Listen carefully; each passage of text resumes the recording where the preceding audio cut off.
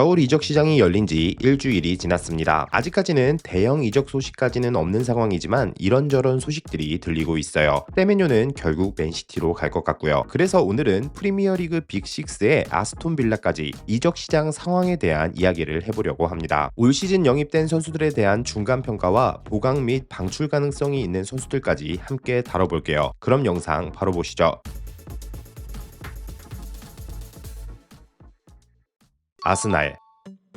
아스날의 리그 전반기는 2위 맨시티와의 승점차를 6점으로 벌린 채 마무리되었습니다. 이제는 정말 우승 적기라는 말이 나올 만도 해요. 지극히 타팀 팬의 시각이긴 하지만 사실 현재 아스날은 추가 영입이 필요한 팀처럼 보이지는 않습니다. 물론 아르테타 감독의 생각은 다르더라고요. 아스날은 이미 지난 여름 이적 시장을 통해 마르틴 수비멘디, 에베레치 에제, 빅토르 요케레스, 노니 마두에케 등 2억 5천만 파운드가 넘는 금액을 선수 영입에만 투자했어요. 하지만 현재까지 수비맨디를 제외하고는 모두 보류라고 보는 게 맞습니다. 사실 요케레스는 실패로 가고 있는 것 같기는 해요. 이적 시장만 놓고 보면 성공이라고는 볼 수 없는 아스날입니다. 하지만 율리안 팀버, 레안드로 트로사르 등 기존 선수들이 터지기 시작하면서 안정적인 스쿼드를 구축할 수 있게 되었죠. 만약 아스날이 1월에 선수 영입에 나선다면 유망주를 영입할 가능성이 높다는 평가입니다. 장기 집권을 위해 투자하겠다는 거예요. 그런 의미에서 지난 여름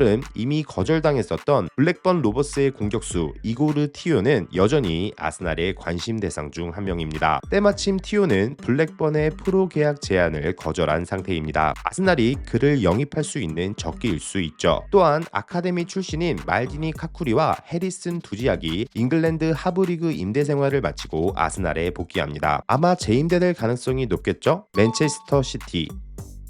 올 시즌 맨시티는 한 단계 성장했다는 평가를 받고 있어요. 그럼에도 이전과 같은 극강의 폼까지는 보여주지 못하고 있는데 아마도 이것은 기존 선수들과 신입생들의 에너지 레벨 차이 때문인 것으로 보여요. 빠른 전환이 주된 공격 루트가 돼버린 맨시티에서 선수들의 높은 에너지 레벨은 필수적인 요소입니다. 그렇기에 기존 선수들과의 호흡을 유지하면서도 에너지 레벨을 끌어올리는 것이 남은 시즌 맨시티의 과제라고 볼 수 있죠. 맨시티는 지난 여름 이적 시장을 통해 티자니 레인더르스, 라얀 아이트누리, 라얀 셰르키, 잔루이지 돈나룸마 등 괜찮은 선수들을 영입하며 알찬 보강을 마쳤습니다. 그중 셰르키와 돈나룸마는 적응이 필요 없는 활약을 보여주고 있으며 그중 돈나룸마는 올 시즌 프리미어리그 최고의 영입으로 평가될 정도입니다. 현재 맨시티는 앙투앙 세메뇨 영입에 근접해 있습니다. 이미 로마노 피셜이 나온 상황이에요. 아마 영상이 업로드될 시점에는 오피셜이 나왔을 수도 있겠네요. 맨시티는 부상자가 상당히 많은 구단이기도 합니다. 특히 수비진 이탈이 심각한 상황이에요. 핵심 선수인 그바르디올과 디아스의 이탈은 물론 스톤스도 부상으로 전력에서 이탈한 상태죠. 아칸지 역시 인테르 임대 중이고요. 문스테인 보도에 따르면 맨시티는 마크 게이 영입에 큰 관심을 보이고 있다고 해요. 그리고 내부적으로는 올 겨울 영입까지도 검토 중이라고 하고요. 맨시티를 떠날 선수들은 꽤나 분명한 편입니다. 스테판 오르테가와 칼빈 필립스는 적절한 제안만 온다면 당장 이번 겨울에도 팀을 떠날 수 있는 선수들이에요. 오스카 보브 역시 주전 자리를 확보하기 위한 선택을 할 수도 있어요. 현재 도르트문트가 보브에게 관심을 보이고 있는데 아직까지 구체적인 진전은 없는 것으로 보입니다. 바르셀로나가 나단 아케의 임대 이적을 원한다는 소식도 있습니다. 다만 맨시티는 완전 이적 조항이 포함되지 않은 임대 이적을 허용하지 않을 것으로 생각됩니다. 특히 그바르디올과 디아스의 부상 때문에라도 쉽지는 않겠네요.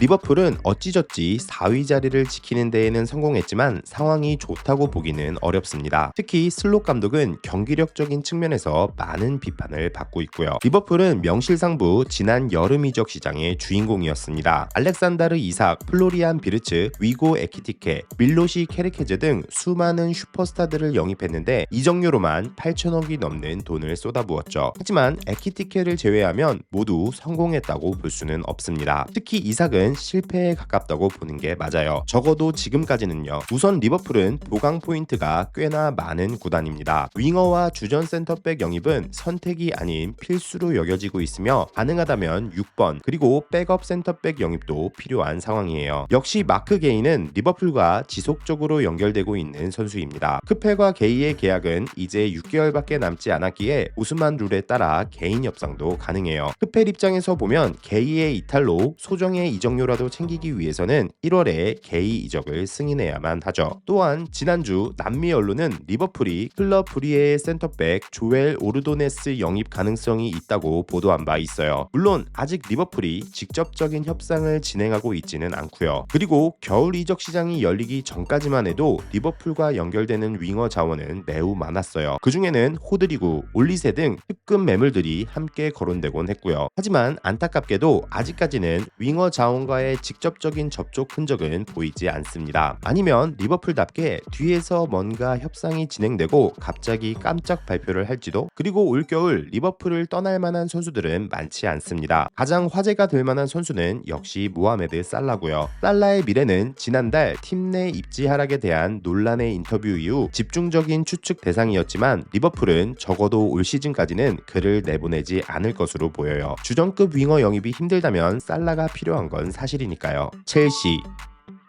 첼시는 지난주 엔조 마레스카 감독의 이탈 여파를 수습하느라 정신이 없는 상황입니다. 선수 영입을 떠나 후임 감독을 찾는 것이 최우선 과제라는 거죠. 현재까지는 스트라스부르의 리암 로제니오르 감독이 유력한 후보로 거론되고 있는데 그는 다가오는 일요일에 협상을 위해 런던에 방문할 예정입니다. 첼시는 지난 여름 이적 시장을 통해 주앙 페드루, 제이미 기튼스, 알레한드로 가르나초, 이스테방을 포함해 수많은 선수들을 영입했습니다. 물론 팔기도 엄청나게 팔았고요. 하지만 현재로서 이스테방을 제외하고는 성공적인 영입이라고 단언할 수 있는 선수는 없습니다. 모두 조금 더 지켜봐야 한다는 거예요. 첼시가 이번 이적 시장에서 중점적으로 살펴보고 있는 포지션은 미드필더와 센터백이라고 합니다. 그중 아직까지 미드필더에 대한 이야기는 전무합니다. 임대 복귀를 통해 해결한다는 이야기도 있고요. 다만 첼시는 렌의 센터백인 제이미 자케를 눈여겨보고 있습니다. 실제로 첼시 스카우트 팀은 그의 잠재성을